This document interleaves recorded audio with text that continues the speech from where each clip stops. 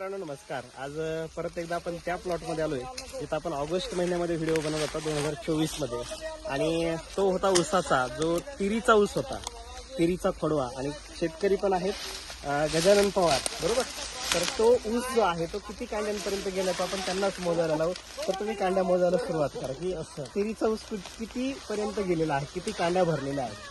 मोजायला सुरुवात करा. 1 2 3 4 5 6 7 8 9 10 11 12 13 14 15 16 17 18 19 20 21 22 23 24 25 26 27 28 29 30 31 32 33 34 आणि 35. ऑन एन ॲव्हरेज जर पकडला आपण तर 30 कांड्यांच्या पुढे प्रत्येक ऊस आहे.